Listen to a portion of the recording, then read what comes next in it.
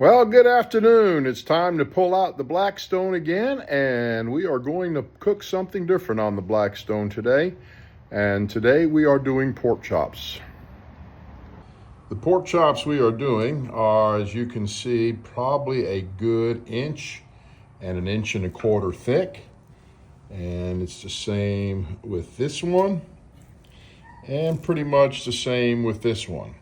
So I am once again using my wire rack. The reason why I'm using my wire rack is because they are thick and they are extremely cold. And if I put them on the griddle, they are going to burn before they get done.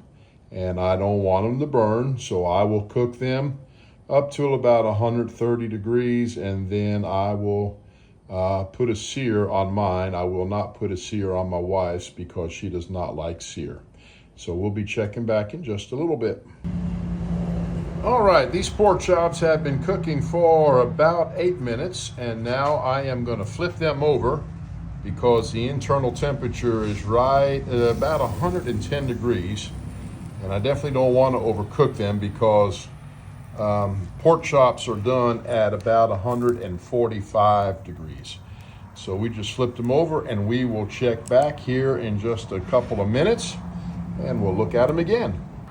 I had to move my 2 pork chops that were on the center and on the right side to the left side because that's the hotter part of my grill. This pork chop right here is only 6 degrees from being done, and these still have about 10 degrees to go. So when these get up to temperature, I am going to sear this one, but I am not going to sear these because my wife, as I mentioned, does not like the taste of sear. Another awesome thing about using the wire rack is that when the fat drips off the griddle or drips off the meat onto the griddle, the flavor of that goes back up into the meat. If you ever had a gas grill, they have flavorizer bars that when the grease drops, it's supposed to go back up into the meat. And it would also be the same thing on a charcoal grill, that when the fat hits the briquettes, it will go back up into the meat. And that's the same principle of the fat coming off the wire rack, hitting the griddle, and the meat being flavored with its own fat. And so I just like the griddle, and if you haven't tried it and you don't like the taste of a strong griddle taste, this is the way to go, because this griddle only sits up probably less than an inch. It doesn't even sit as high off the griddle as thick as the meat is. So just keep that in mind. It is a great option to have. All right, I'm at 143 on this piece here. Well, it says, let's see, 139, 140.